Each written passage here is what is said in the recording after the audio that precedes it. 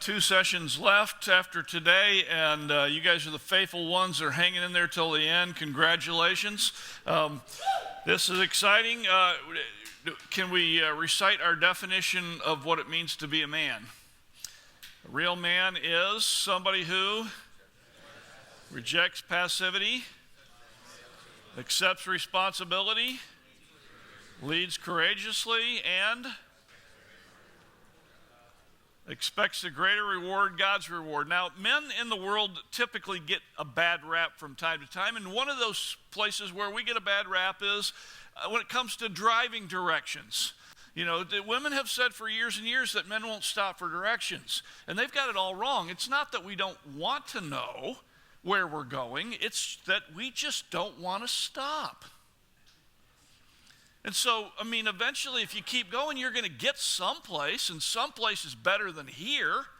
And so my wife has never figured out why, if the gas station or the McDonald's is not on the right-hand side of the highway, we're just not going to stop.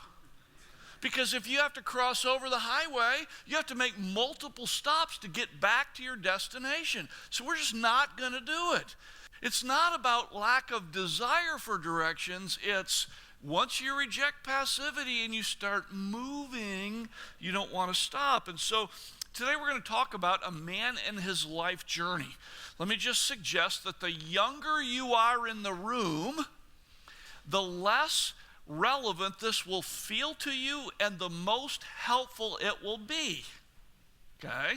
So young people often project in their lives that they've got this thing figured out. And the more insight that you take in now, the better you're going to be in the long term. And so what we're going to do today is we're going to dive in and we're going to look at two different approaches to life cycle, life stage. Like, what does that look like? We're building this off of two books and the research that had come out of those two books. And the first one is really a life cycle map. It was developed by Daniel Levinson. It was actually published in 1978. You say that was a long time ago. It was a long time ago. I've kind of gone back and looked at this model every time I've taught this study over the last 20 plus years, and I still think the model is valid. Now, what they did was they followed 40 men around at different stages of their life for a 10-year period and studied these men to understand kind of what do men go through. So again, finding sociological studies that have that kind of longitude are also difficult to do. So we're going to look at these, and I just want to give you a quick overview. On the stair steps, at the first stair step, 0 to 22, above the stair step, write spring. 17 to 45, write summer. Going up, 40 to 65, write fall. And then above 60, write winter. Now going down below, on the line below that describes each of these stages, let me give you the descriptor. So 0 to 22, the spring, is childhood to adolescence. The summer, 17 to 45, write early adulthood. The fall, ages 40 to 65, write middle adulthood. And then the winter, 60 plus, write late adulthood. Now what I want to do is walk through these reasonably quickly and describe each of these phases of life, kind of the general description, and talk about the transitions. Because one of the most important things as a man are these transitions where men do a bit of evaluation. You stop and look at the map. You stop and wrestle with where am I at? And what you decide to do in these transitions will end up becoming what shapes your life, what moves you forward. And so looking at the first stage, the spring stage, 0 to 22, the adolescent stage, there's a question that you have to ask and answer in each of these stages. And the first question that you answer in your childhood and adolescence is, who am I? It's an identity issue. It's an identity issue. A child is growing up physically. And so as your physical development takes place, your characteristics, your brain, how you're coming together, what your personality is, you're trying to identify who am I really? And there's also an environmental factor. So it's not just the physical factors, the environmental factors. My family, the place I grow up in, the background I'm raised in, my spiritual roots, all of those begin to shape a young man, a child, into an understanding of who they are and who they're becoming. Now, we'll talk a little bit more about this in the next model, but I want to get that to you. The transition at this stage,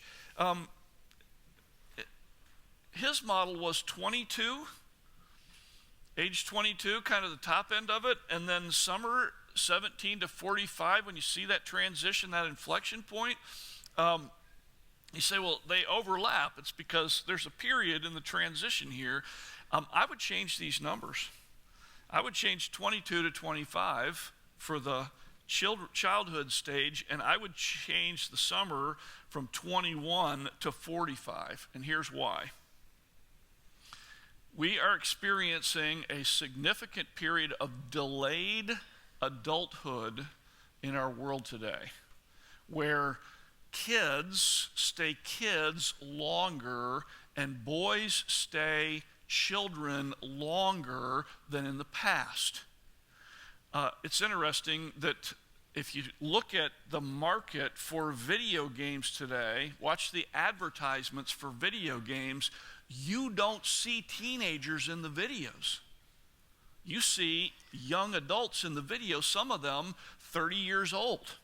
You just see that. The marketing is not to children anymore. They've got the childhood market. That's not an issue. They're continuing to market to people that are playing games some significant periods of time up into their adulthood. And so there's this period that takes place. It takes a long time for kids to transition to adulthood. And the central issue that makes that change in a young boy turning into a man is this. When it dawns on this young adult that I cannot keep on going like this for the rest of my life, something's got to change. If that happens at 17, adulthood starts. If that happens at 21, adulthood starts. If that happens at 25, adulthood starts. If that happens at 35, adulthood starts. And one of the key triggers here has something to do with money. As long as mom and dad continue to bankroll my lifestyle, oftentimes that question doesn't come home to a child. And since most parents have figured out a system that between their investment and the child's heavily borrowing money to pay for college, many young men graduate from college and actually think somehow that this is the way life works, because they've personally invested very little in work up to that point in time. They've invested very little in earning their way through life at that point in time. And somehow, in the same way that in our Constitution, we've written into the inalienable rights things like health care, we've also written in a 4-year college degree paid for by parents, government, and loans, and we've written those in. And so along the way, it's hard to own this thinking, this feeling that like life can't go on like this. I can't keep living off of other people. I need to take responsibility for my life. And so dads, it's important that from an early age, you start creating opportunities for your children to work, to earn. You start talking to them along the way about finances. What am I going to provide for you? What am I not going to provide for you? You start talking to your kids about college based on their merit. In other words, what have they done to earn scholarship money? And what school should they be going to? And you're not going to underwrite an education that you and they can't afford to go to. You're just not going to do it. And so just because your parents paid your full ride to a private college, which, by the way, when you went through that private college, cost a fraction of what the inflated college costs have gone up over the past 10 years since the government took over the student loan program. You guys realize that? Lower the interest rates. When they did that, colleges just jacked up their cost. Y'all realize that, right? Like, living the reality of what is actually happening in our country, it helps a lot.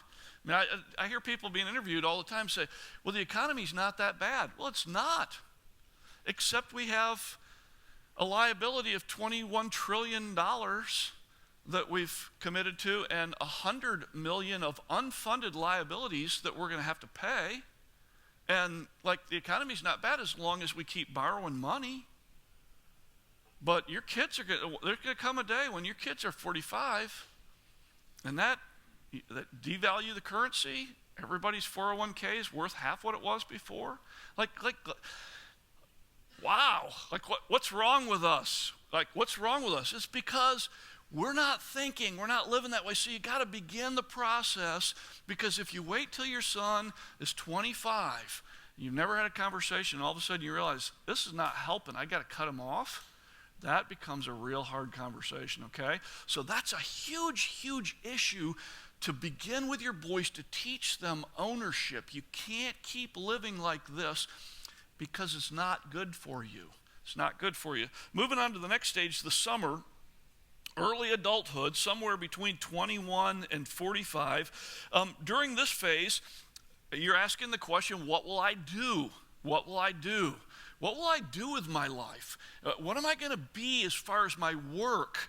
What am I going to do with my time? Am I going to get married? Am I going to raise a family? Those kinds of questions are coming up this time. And generally speaking, there's crisis somewhere along the way in this. When you get out, you get started, you get going, and by experience, you may find out that what you've chosen and what you're embracing, you really don't fit with and you really don't like. And a lot of guys find that a few years into their career and begin to go, oh man, like, yeah, I got this degree, I took this job, I hate this. Now, if you hate it because work is a 4-letter word, if you just hate to work, that's a different question. But if you realize that every day you get up and you're working against your wiring, your skills, your gifting and all that, that creates quite a dilemma. And so Jay talked about that a little bit last week with a man and his design.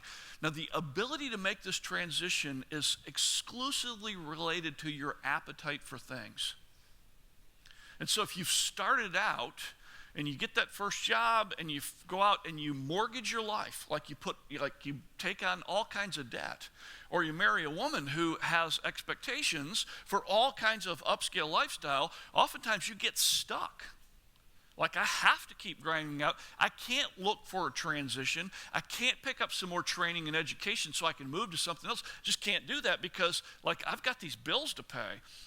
The decision along the way in this stage of life will make a major decision when it comes to the next transition, because the transition between summer and fall oftentimes is when men face their midlife crisis. When men face their midlife crisis, because entering in to the next stage, the fall stage, 40 to 65, the big question is that all there is? This becomes a time of introspection, where you're asking the question, okay, I've got this woman I've been married to, I'm raising these kids, the cycle of life goes on. I get up in the morning, I go to work, I come back, we go to kids' activities. I get up in the morning, go to work, we come back, go to kids' activities. And you start asking yourself the question, like, is that all there is? Now I've gotten a nicer house, I've upgraded, I'm driving a better car, the car that I thought I wanted to drive, and it doesn't satisfy me. I'm like, I'm not even more happy.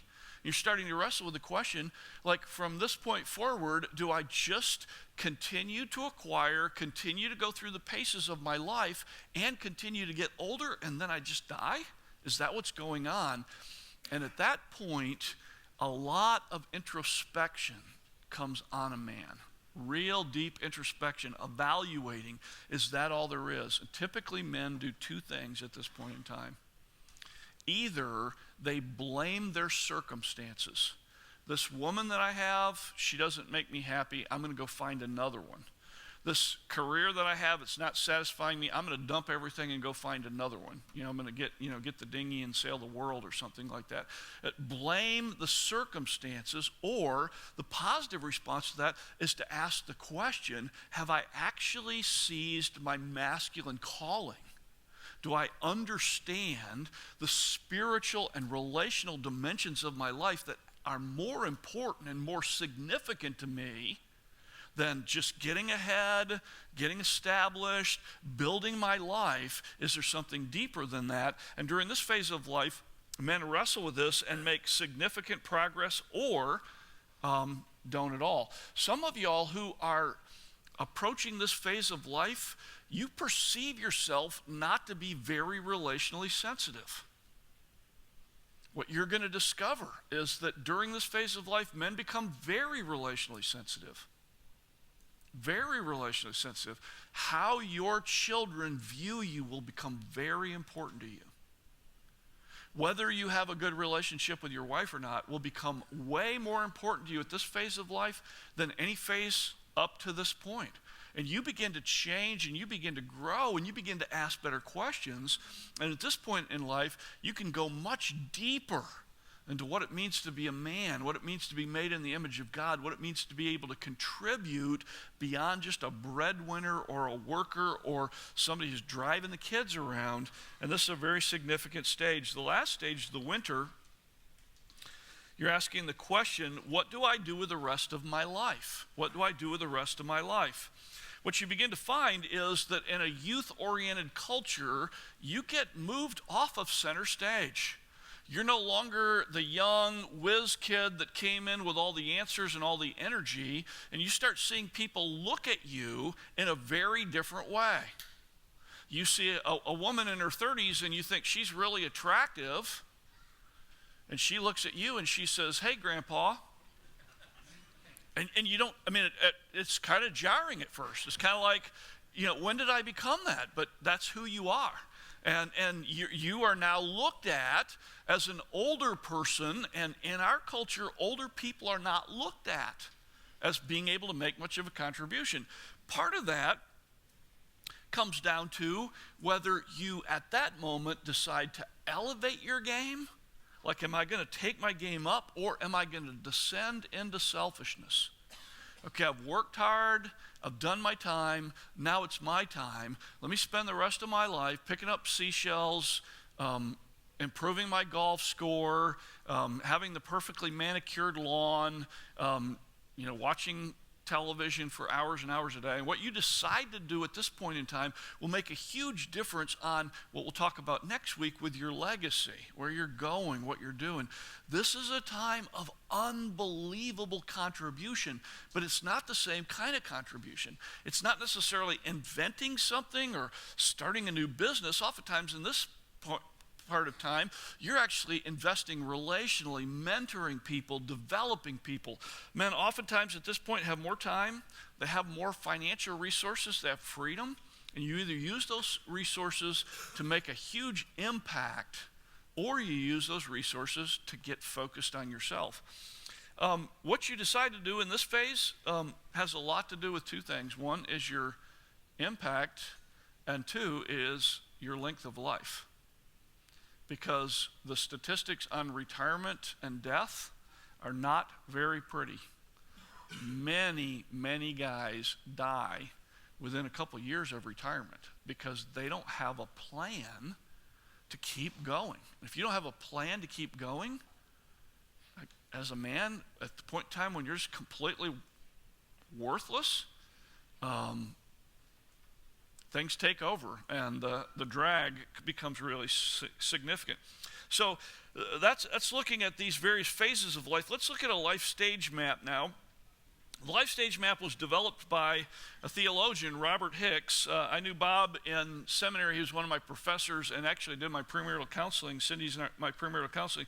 He wrote a book based on the scriptures called The Masculine Journey, and he looked at all the words for man or men or used of men to describe men in the Old Testament, and came up with these phases of a man's life based on how those words were used, the context of them. Robert Lewis, the man who developed this study, this whole study originally, went in and took time frames and attached them to his categories. And so that's where this chart comes from. So if you'll start in the very middle, where you see Adam, or the Hebrew word Adam, that is the creation stage. The creation stage, and that's 0 to 20. The creation stage, 0 to 20. Moving out in the concentric circles, the Zakir stage is the phallic stage. That's the phallic stage. That's 13 to 25.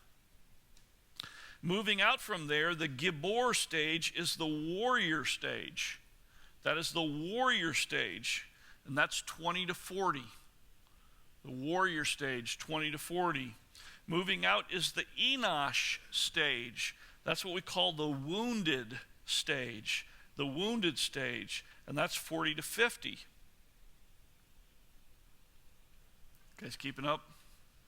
Okay, the next stage out is the Ish stage. That's mature. That's the mature stage, and that's 50 to 60.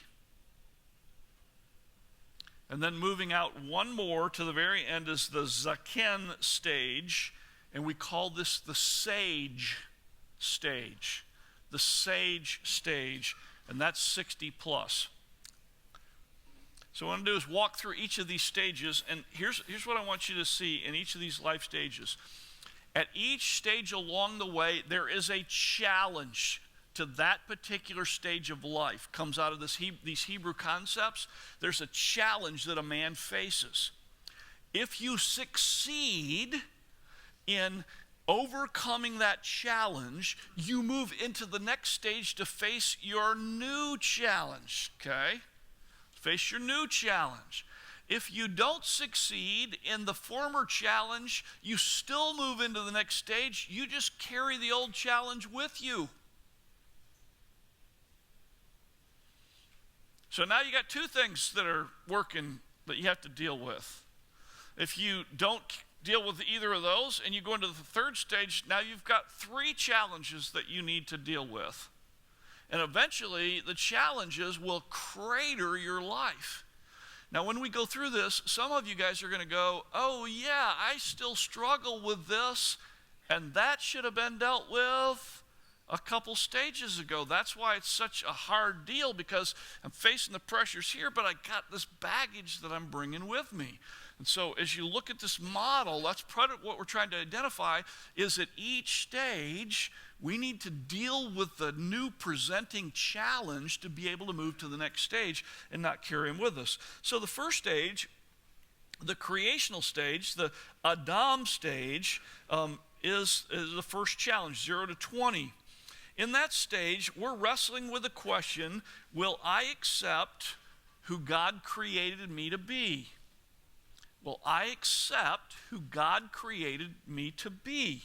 Now in Psalm 139, verses 13 through 16, David writes these words. He says, for you created my inmost being. You knit me together in my mother's womb. I praise you because I am fearfully and wonderfully made. Your works are wonderful. I know full well. My frame was not hidden from you when I was made in the secret place, when I was woven together in the depths of the earth. Your eyes saw my unformed body. All the days ordained for me were written in your book before one of them came to be. What's he describing? He's describing God's involvement in shaping you from the time you were in the womb to have the characteristics that you have, the physical, the emotional, the mental characteristics that you have. And then from a spiritual standpoint, in Ephesians chapter 2, verse 10, Paul writes, for we are God's workmanship. We're God's workmanship. God did a work in us spiritually. So we have spiritual attributes that shape who we are, created in Christ Jesus to do good works which God prepared in advance for us to do. So all of us, as we start coming into ourselves, begin to gain self-awareness. We're 4, we're 5, we're 6, we're 7, we're 8.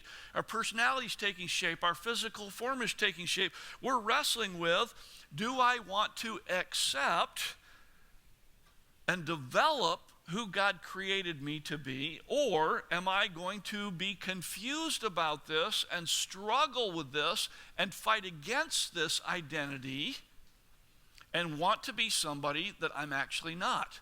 And we all face this, right? I remember as a kid growing up, I loved basketball. That was kind of that was the love of my life. I loved basketball. And so as a kid growing up, I wanted to be 6'6". And I just remember like standing against the wall where we measured and doing everything I could to try to get that height. And, obviously I didn't make it. So when my youngest son, Sam, was in middle school, he was so developmentally behind. He went to Westwood High School as a freshman, didn't have a hair on his body except on his head. I mean, he was a kid.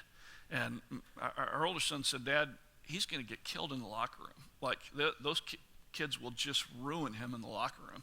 So anyway, we were wondering, like, does he have some developmental issues? So we took him to the doctor, and she did all the tests and checked him out, his hormones and all that. And she said to us, sure enough, like, he's way behind developmentally, but the good news is he'll catch up.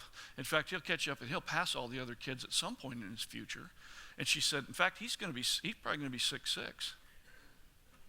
So I went home and told Sam, I said, hey, I know you feel like you're really small compared to all these other kids and they're getting muscles and hair and you're not, but you're going to catch up and you're going to go ahead of them. In fact, the doctor said you're going to be 6'6". He went, oh, no. Like, you've got to be kidding me. I'm going to be tall and I'm going to be awkward and I'm going to be lanky and like that's just going to be terrible. So I want to be 6'6". He didn't want to be 6'6". Well, now that he can dunk a basketball, it's a little bit more fun than it was when he first thought that. But it's always interesting. Short people want to be tall. Tall people want to be muscular. Muscular people want to be smart. Smart people want to be funny. Funny people want to be artistic. Like, everybody has a tendency to look at a characteristic in someone else and go, that's what I want to be. Here's what happens at this stage. At this stage, you either accept who you are. Like, I'm kind of slow, I'm kind of dumpy, but man, I can organize things. Or, like, I'll never win a beauty contest, but man, I've got the ability to read people. I can read people when other people miss things. So along the way, it's deciding the way God made me with my physical body, with my mental acumen, with my sensitivities and my wiring. Will I accept that and build on that and build my life around that? Or am I going to continue to struggle wishing I was something that I'm not? And so for parents, during this stage, you want to help your kids accept who they are by asking a few questions. One of those is, what does it mean to be me? Like, what does it mean to be me? And what's good about it? What are the strengths in it? So, second question is, how should it be used? Like, what are the applications of my wiring and my abilities? What are the positive things that I can do? It's really important that you don't tell your kids the lie that they can be anything they want to be. Because that is just not true. I've got a daughter that played college volleyball at the D1 level. She's got a wingspan and a 6'2", almost 6'3" frame, and she will never be able to dunk a basketball. At the height of her working, she could put her hand on the rim.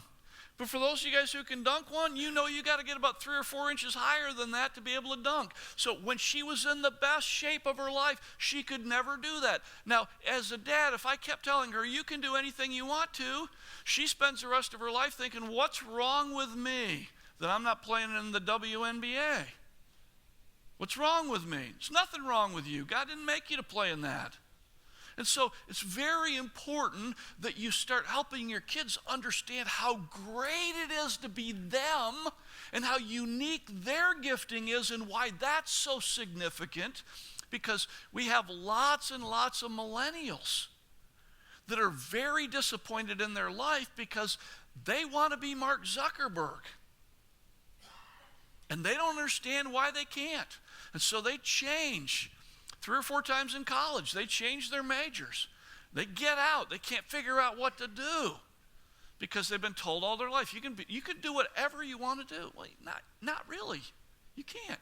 It's better to embrace what God's made you to be and love it and grow in it than it is to pretend something that just isn't accurate. The last question is, for whom? So what does it mean to be who I am?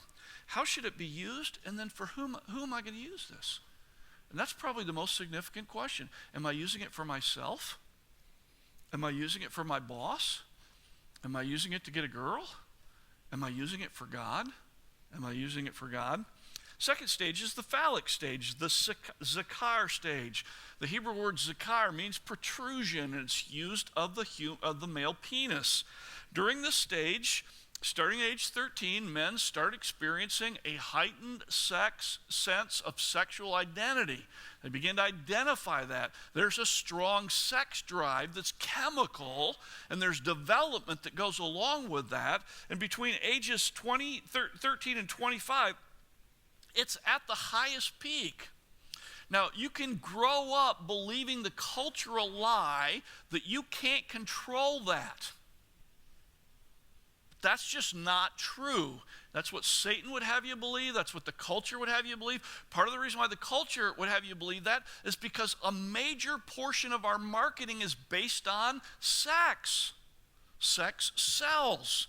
Provocative sexual things. And so if we had a celibate, self-controlled masculinity, it would change a lot of what's being promoted out there in the culture.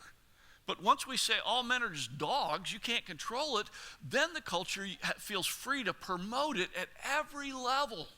So this is a big deal to get a hold of. If you don't deal with who you are, you carry that into the next phase. So I'm not comfortable in who I am, and I've got this sexual drive. Now a child growing into adulthood has 2 big issues to really wrestle with at the time. The challenge here is, will I master my sexual drive, or will it master me? Will I master my sexual drive, or will it master me? Will I be able to control it and channel it into the positive place that God designed it for? Or will I let it control me and let it run me into all kinds of places that I shouldn't be? Bob Hicks, the guy who developed the format for this, he said, I've seen men in their 50s and 60s who still think of life as below their belt most of the time. They've never moved on in their maleness. They have never learned that sexual energy must be channeled constructively. One of the biggest challenges for young people today is the proliferation of pornography. In fact, interacted with a guy who was doing a major study on this, and they were trying to test people who had been looking at pornography every day versus young people that hadn't, and they couldn't find any in the second group. And they just couldn't find any. I mean, the exposure is just over the top. Starting to see erectile dysfunction with men in their 30s now.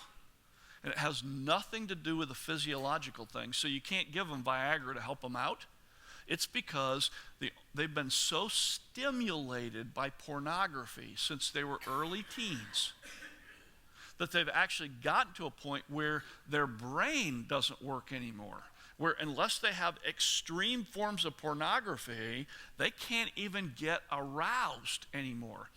I sent that to my oldest son, and he sent me back something that was really interesting. He sent me back a Reddit chat forum that has 95,000 male members who are talking about kicking their porn addiction. They're not coming at it from a moralistic standpoint. They're talking about the 8, 10, 12 years of their life where they viewed pornography and masturbated every day of their life. And it has just ruined their relationships, their ability to connect with people. And these are many of them secular guys who are trying to support each other and breaking the porn addiction.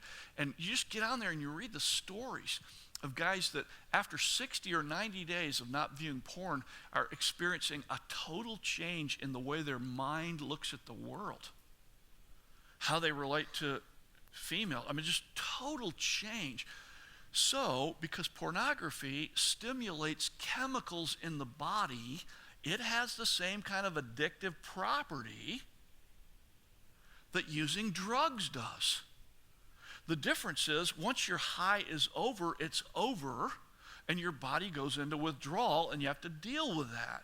When you're using pornography, since your mind can bring those images back up at any time, placing images in your mind means that that chemical reaction can start when you're sitting in a business meeting having a conversation. And that's why so many guys run back to their computer, because the chemical thing started, and they run back to their computer in their office and end up getting caught doing porn at work and lose their jobs. And you say, that's just so stupid. Why would a guy do that? Well, because it's an addiction. And so helping our kids stay away from this and us not leading them into this is very, very important. In 1 Thessalonians 4, 3 through 8, listen to what Paul says. It's very important. He says, it is God's will that you should be sanctified. So God's will that you should be sanctified. What does that mean, Paul? He goes on to say that you should avoid sexual immorality. That each of you should, watch this, learn to control his own body in a way that is holy and honorable. Not in passionate lust like the heathen who do not know God. And that is, in this matter, no one should wrong his brother or take advantage of him. The Lord will punish men for such sins, as we've already told and warned you. For God did not call us to be impure, but to live a holy life. Therefore, he who rejects this instruction does not reject man, but God, who gives you his Holy Spirit. We're called to a life of holiness to control this. I would just say, guys, if you find yourself at any age struggling with this sexual drive, if you've carried this into your 40s, if you've carried it into your 50s, the sexual drive that you're satisfying outside of a love relationship with your spouse, I would challenge you, do not keep carrying this, because you'll carry it the rest of your life. I had one of my seminary professors told me that he was praying with a guy, and the guy was in his 80s, and they knelt down to pray, and they started to pray, and the guy in his 80s said, God, I pray that you would deliver me from becoming a dirty old man. He's praying that prayer in his 80s. He said, I didn't think people in their 80s could even have those thoughts. And carry it your whole life. So if you think that what you're struggling with will go away naturally, 28-year-old guy, 32-year-old guy, 40-year-old guy, if it hadn't gone away yet, you need to take aggressive means to make that change. Put filters on your computer. DVR the game and zap all the commercials so you don't have to watch the Victoria's Secret model bouncing around, because for some people that just triggers it again. Celebrate recovery on Monday nights. Get in there. Take active, aggressive steps to deal with this issue, because if you don't, you carry it on. Now you can see, if you're carrying on your identity, like from your 20s, you don't deal with who God made me to be, and I'm happy with myself, I'm excited about that, and you're carrying that forward. And then you can't deal with your sexuality, it's controlling you, and you carry that forward. Think about what the next phase of your life is, carrying those two issues forward. And that's why it's important to deal with them at each age. The next stage is the warrior stage, the Gibor stage, 20 to 40. This is characterized by lots of energy and motivation, masculine drive. The goal here is to establish myself, to build something, to prove something to the world. And so in this stage, you see a lot of energy. In fact, Proverbs 20, verse 29 says, the glory of young men is their strength. The glory of young men is their strength. Here's the challenge. The challenge is, will I develop a roadmap? Will I seek to follow a plan? Do I have a plan to move me forward? Because this stage is life in the fight. And what you realize is, as much energy and as much drive and as much optimism and as much goal for the glory that you might have in this stage of your life, the guy next to you is doing the same thing. And so this is a time of heavy competition and not much comradeship. and you need comradeship. You need a plan to move forward. Unless you're a history buff, you probably don't realize that Napoleon marched for Moscow with 650,000 troops, the largest army amassed in that era. But he didn't have a plan for what he was going to do and how he was going to get home. He came home with somewhere in the neighborhood of 27,000. 27,000 able-bodied by the time he got home. So what happened? Well, he got to Moscow. I've been in Red Square. I've seen his cannons. I've been in the Kremlin. I've seen his cannons. He got there, but he didn't have much of a plan for what he was going to do when he got there and what he was going to do when he got back home. Alexander the Great, at age 32, is dying in his tent because there are no more kingdoms to conquer. Like, you went out to conquer, but he didn't have a plan for his life. Didn't have a plan for what he was going to do with the conquest. And so this is the phase where we have to wrestle with the question, what is my plan? What is my map? And most of the time we just want to keep on trucking, just plow ahead. The next thing, the next thing, the next thing, succeed, succeed, succeed. And along the way we're picking up wounds. We're picking up wounds. In high school, played football in high school, and had a really interesting deal here. Our inside linebacker was 6 feet tall and weighed 165 pounds. And we ran a stunting defense all the time, but it was unusual to see a guy that was that small playing inside linebacker. But he had two things going for him. The first one is he was faster than lightning. The second one is he was absolutely crazy. Like crazy, insane, like just create pain. I remember on one stunt, I played defensive end, so I'd come across the line and I turned to protect the outside and I'm starting to head toward the inside, and he comes flying through the line of scrimmage, and the quarterback is just handing off the ball to the running back, and Rex is actually in projectile, like he's left the ground from a full sprint and he's flying through the air like that. He hits the running back, the ball goes flying, and the running back lets out this blood-curdling scream as he goes to the ground. Well, they recovered the ball. On the next play, the coach called in the defensive play. Rex was the captain. He told us what the play was. And as everybody started to line up, he turned to me, and I looked at him, and there's nothing here. Like, just completely glazed over. There's just nothing here whatsoever. And he said, "Where do I go?" And I said, "Rex, you go through that hole right there." He played the rest of the game. Had no idea where he was. Now, today we call that a concussion. And I guess he didn't have enough of those because he's actually an anesthesiologist. But if you go to him in Wisconsin, you might, like, if he's irritated with you when he's giving you the drugs, maybe he does have that condition. But anyway, the deal was he was playing the game and he was picking up wounds along the way. But he was playing so hard he didn't even know of the wounds. And during the stage from 20 to 40, if you just plow ahead without a plan, friction in your marriage, you're picking up wounds from that. Friction with your kids, you're picking up wounds from that. A deal goes south with a business partner, you're picking up wounds from that. But you're not going to stop. You just keep going and you keep going, which sets you up for the next phase of life. The next phase of life, the Enosh phase, is the wounded stage. It's the wounded stage. It's that 40s and 50s when you begin the powerful reevaluations and you're wrestling with, are the wounds worth it?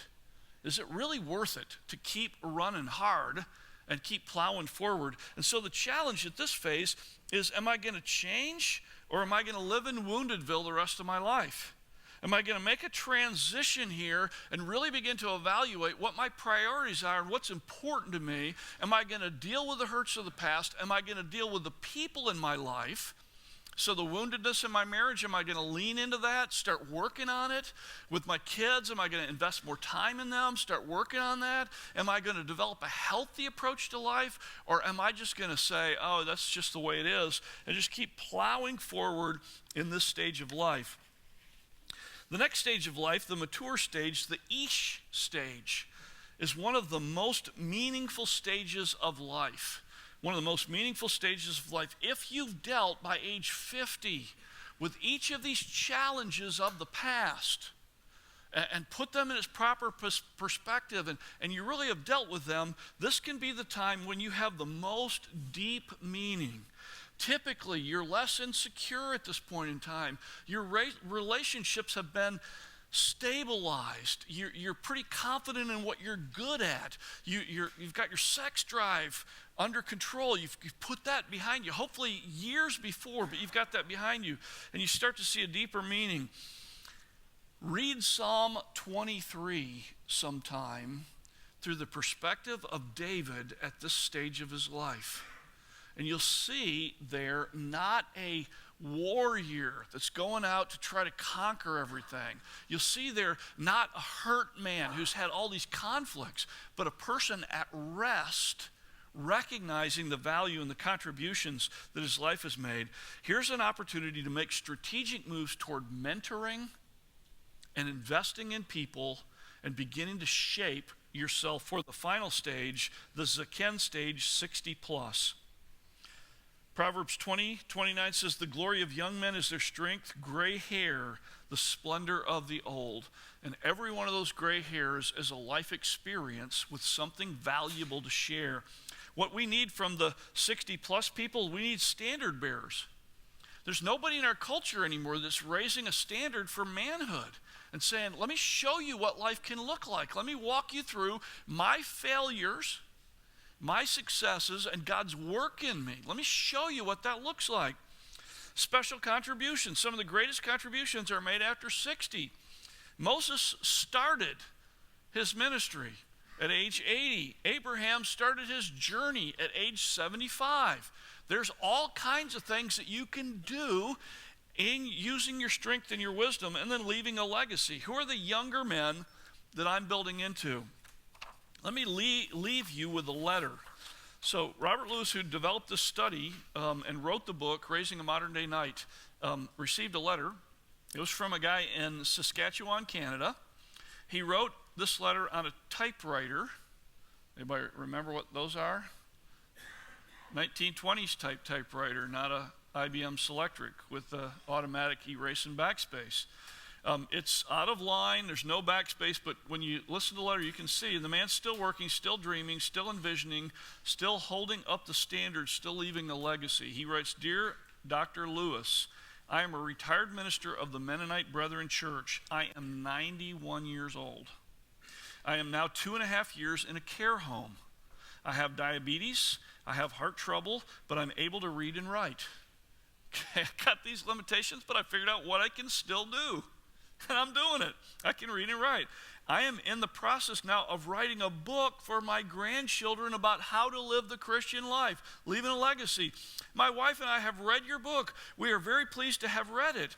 We have a family of 13 children. They have all accepted Jesus as their Savior, some as young children, others as teenagers. They have all married Christian spouses, for which we are very thankful. Of my children, we have 3 Bible college teachers, 6 pastors.